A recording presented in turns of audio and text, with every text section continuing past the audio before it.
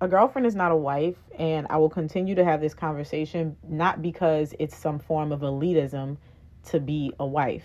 I don't have the conversation to wave and prance in front of people, ha ha ha, you're still a girlfriend. I actually have this conversation so that no one who is a girlfriend or who is unmarried continues to be deceived. And I don't care how uncomfortable it makes people. I've had some feedback. I've had some people say, why do wives care about girlfriends and who's being a girlfriend? I just feel like if I was happily married, I wouldn't care. And the problem is we all get to a space where we just don't care anymore. I just think I'm not there yet. Y'all have not frustrated me to the point of not caring enough to tell you the truth. Hopefully that doesn't happen in the near future. And when I say y'all have not frustrated me enough, there are certain things when you have conversations about it, sometimes you feel like, why am I the person on the other side of this problem being solved, still trying to help people who don't want to be helped? And I don't believe that you're helping people that don't want to be helped. I think you have not reached the people who need your help yet. And so that is one of the reasons that I continue to press the issue on some of these topics, because I refuse to believe that nobody needs to hear these things. And I'm actually starting to see more and more people be receptive of it, even if it's not necessarily what they want to hear. But I first want to say we have to get out of the mindset that people are being haters because they're offering correction or because they're offering feedback. A lot of times we're just listening with offended ears. So when I say a girlfriend is not a wife and you should not continue to put yourself in a position where you're a girlfriend who's acting like a wife, that is not me trying to belittle you. That is me trying to spare you a lot of time, energy, and heartache. And if you don't have the ears to hear it, that's not my problem. That's your problem. So let's have this conversation. The reason that this is important is because there are women who, in their naivety, in their folly, they operate under the love spell. I love this man, and because I love this man, I'm going to do this, this, and this for him.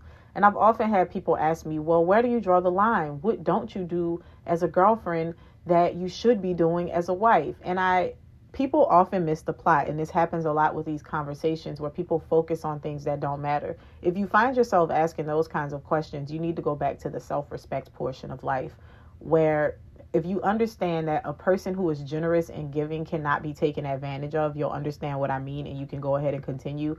If you don't know what that means, it's basically saying there are a lot of people who are nice, and so they're performative. And so when you're nice, you do things for the approval of others. And when you do things for the approval of others, you're seeking something in return, whether it be validation or some exchange of energy and effort. But if you're kind and generous, you're not doing anything for the approval of others. You're doing it because you're kind and you're generous. And that's it. You're not expecting anything in return. And so the advice that I would give to people who ask those sorts of questions is, are you doing these things as a girlfriend so that this man will love you? Are you opening your legs for him because you think that he will love you and eventually you will get married? Right? You shouldn't be opening your legs for him anyway, especially if you're a woman of God, because there's a reason that God wants us to keep ourselves till marriage, right? But when you find yourself in a position where you're like, well, should I cook for him? Should I do his laundry? Let's just be realistic and let's say that conversation does not need to be had if you're being generous and not nice. Because the nice girl who's a girlfriend and who's just like, oh, I'm just trying to help and we're going to get married one day anyway, and you're being super hopeful and you think that in you proving your worth to him, he's going to marry you, you're going to do the most and you're going to go overboard and you're going to feel like you were taken advantage of. But a kind woman who is like, I'm not living with this man. I do care about him. From time to time, I cook him a little lunch. I might be at his house today. I'll do his laundry. There's nothing wrong with that. And when I say you're exercising free labor, there was a man who got twisted in the pants and made a whole video about it. But clearly, again, I'm not even talking to him, so I'm not sure why the video needed to be made in the first place. But he was questioning my motives when I said free labor. It's exactly what it sounds like. If you are not married to this man, why are you living with him? Why are you taking full-blown care of him? Why are you going 50-50 with him, splitting household bills? Why are you doing all of these things that you would be doing as a wife under the covering of a man who's actually committed to you? Yes, that is free labor because you're out of covenant, out of order. And if that man decides to leave you or you decide to leave him, you're going to feel some type of way because guess what? He's not obligated to give you anything. He's not obligated to further support you. And this is not a conversation about whether or not you should be trying to take a man for everything that he has. But this is the importance of a biblical covenant. This is the importance of stop playing around and value yourself enough to make a man come and honor his commitment. Because the other thing that we don't like to talk about with marriage, assuming that it's going to be healthy. Yes, y'all, things can go wrong in a marriage and it can crumble. We don't care. We're not having that conversation. We know that happens. We don't need to bring that to conversation to validate the experience of being somebody's girlfriend for 15 years. That's insane. So when you have this conversation about marriage, and when you start talking about like the covering and the covenant and the purpose, one of the things that we overlook is the responsibility of it. It is harder to leave a marriage than it is to leave just a regular relationship, even an engagement, because being somebody's fiance doesn't mean anything until you're married to them as well, right? And when I say it doesn't mean anything, I'm saying that decision that you made to be engaged, it's still, you're still a girlfriend. Y'all are still dating. Y'all just have, okay, we're committed. We're exclusively seeing each other and we are going to get married. But until you are married, you are not married, right? That is what I'm saying here. And the reason that this is important is because when we get on the other side of this conversation, especially for those people who like to say like, oh, marriage is just a sheet of paper. It's not. Marriage is solidified by that sheet of paper. And when you really think about it, a woman who loves, honors, and values herself would expect something in return. You would not go into business with somebody with a promise of, okay, we're both going to put down $50,000 and every year in business, we're going to split the shares. And okay, sound good? Handshake. These are not the olden days. We do not go by somebody's word. We go by somebody's intent, and we go by somebody's commitment, and we go by somebody's covenant. And so what that marriage is you two deciding that you are going to stick together through this thing. You're going to honor your union before God. You are not going to leave his side. He is not going to leave your side. And y'all are going to stick it out and work together. When you are somebody's girlfriend, I don't care how much that man loves you. There is no guarantee that he has to be there. And again, y'all are going to go, and well, there's no guarantee that a husband has to be there. Yeah, but there's this protection for the woman who decided that she was worth the wait, for the woman that decided she was worth the respect and the honoring of having this man go through the steps of securing their future together. And that's the part that I think people don't understand. If you don't want to be married, I don't want to hear about it. You shouldn't be listening to this video. If you don't want to be married and you are listening to this video, I think that you're lying and you actually do want to be married. So there's also that. Now, as a girlfriend, you should just be getting to know this man. You should be having your eyes completely open, your spiritual eyes too.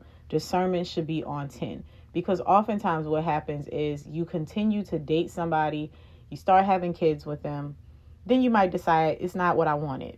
Now you split up and you're co-parenting and you're on to the next, and you're probably going to have more kids with somebody else, right? And the problem with this is a lot of us will take our happiness and we put it above everything. That's all fine and dandy when you are single and you're not worried about anybody else, but we have to have enough respect for ourselves as women that we require more. We have to have enough respect for ourselves as women that we don't allow our feelings and our emotions to land us in positions that we shouldn't be in. There are women who went to some of the videos where I talked about this, and they're justifying their decision to be a long-term girlfriend. And I don't care to hear that. And that's not me being insensitive.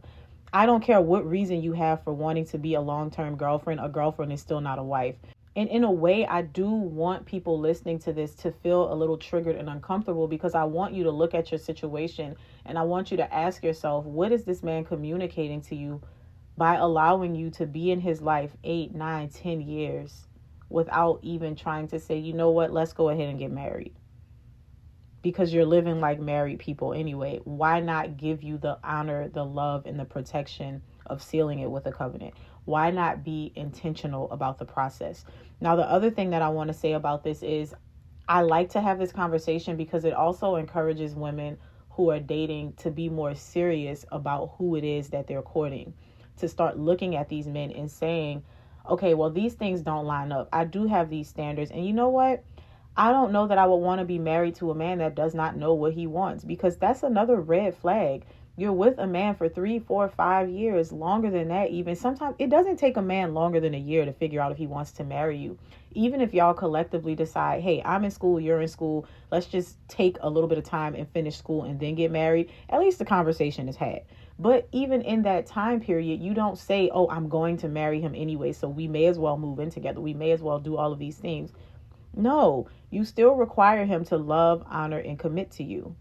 And as I was saying, it is a sure sign that this man is not good at decision making, or he does not have integrity if he's taking that long to marry you. And let me tell you what I mean. If it takes him longer than a year to figure out if you are the woman that he wants to marry, chances are you are not. And you should not waste your time any longer. You should not be gaslit. And this is why you shouldn't be having sex with him. Because a lot of times women stay in these situations with men because they're having sex with them. And now they feel like they can't leave because either the sex is so good or they're so emotionally wrapped up in this man that they cannot leave. So that comes back down to honoring, loving, and respecting yourself. Now, this is also an indication that if maybe he does know what he wants, but he doesn't have integrity. Because I'm going to tell you right now, if it's been longer than a year or two and there's no conversation about it, he is stringing you along and he knows what he wants and it's not you. But there's something in it for him to continue to stay with him, to continue to stay with you, which tells us that he lacks integrity because he doesn't do the right thing. He doesn't say, hey, I don't see this going any further. He's not man enough to admit to you that he is benefiting from being with you. Maybe you're cooking for him. Maybe y'all are living together and he has a roommate that's helping him to split the bills. He has free sex on demand, all of these things. But he's not willing to admit to you that he does not want to be with you because he wants to not lose those benefits. That is not a man who has integrity. And the problem is a lot of times we will, as women, justify all of these things. Oh, the economy is so hard. He shouldn't have to take care of me. First of all, you shouldn't be living with him. You shouldn't be living with him. Y'all should both be doing 100% in your own house if that's what y'all want to do and you're not going to be married. And I think that even beyond that, sometimes women will not necessarily be in that predicament, but there'll be all these other reasons. I've heard women come through my programs. Even one of them, when she left the Womanhood series, she ended up leaving the boyfriend that she was dating because she just said he wasn't a terrible guy, but a lot of things just became so clear to her. And she realized that when they met and the way that their relationship started to unfold, she was in a place where she didn't respect herself. And when she was able to reflect on it, her standards are just different. And that's not the man that she's supposed to be with. And I will say, in a way, I like when those things happen. I like when you reflect on these conversations and you say, you know what, I do need to leave that relationship.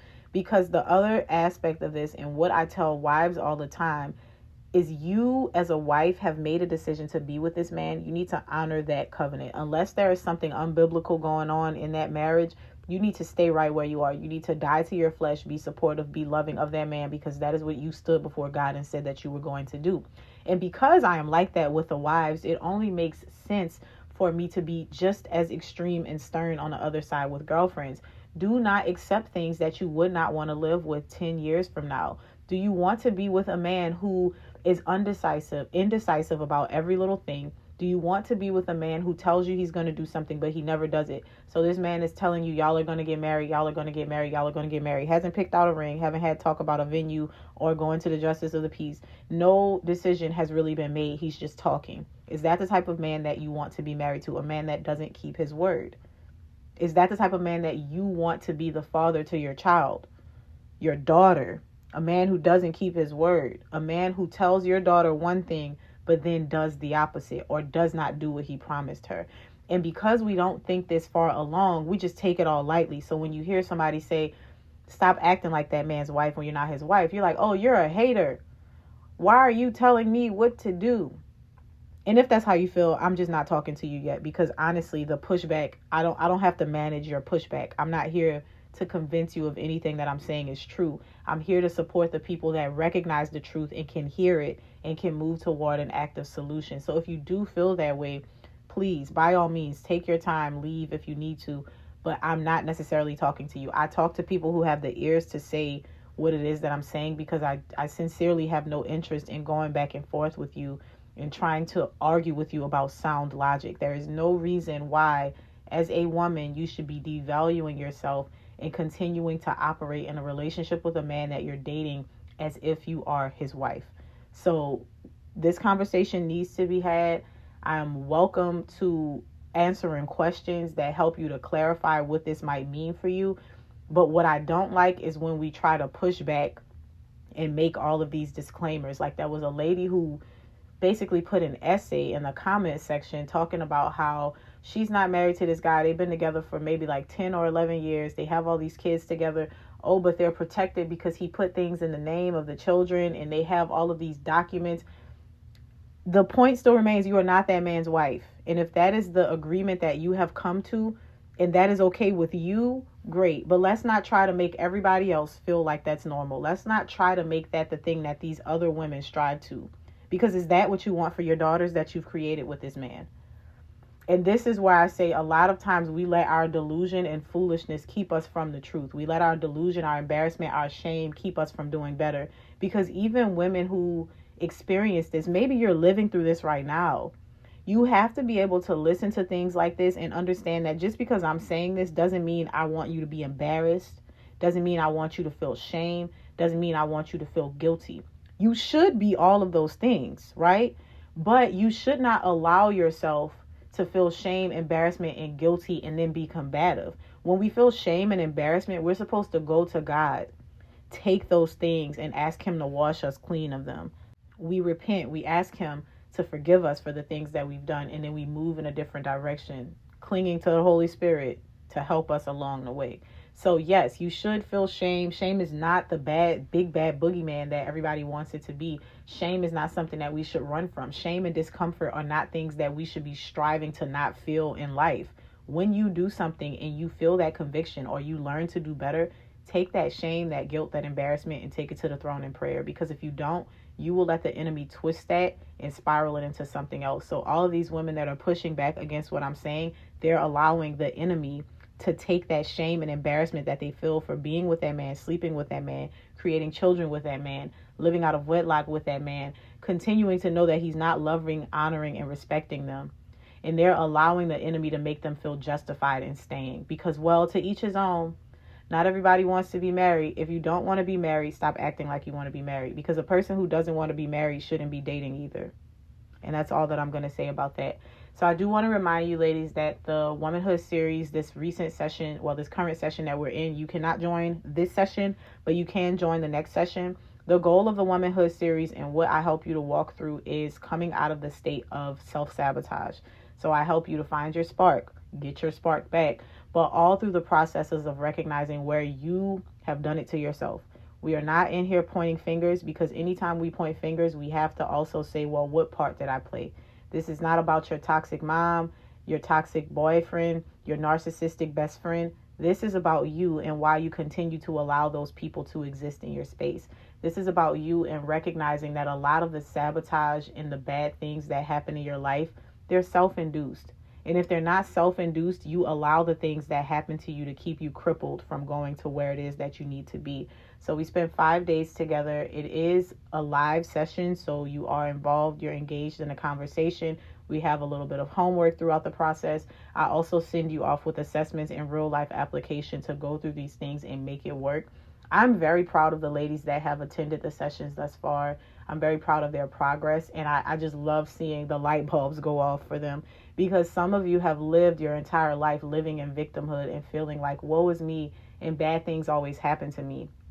And bad things do happen to everyone, but it's the people who look at life as though it is happening to them that can never change. So that is what we work through in the Womanhood series. We're pulling you out of those cycles of self-sabotage and helping you to thrive. So if that is something that you would be interested in, I will leave all of the information here in the description, as well as on my main platforms. You can always click the link, go directly to my website, and get all the information there. I will see y'all in the next episode.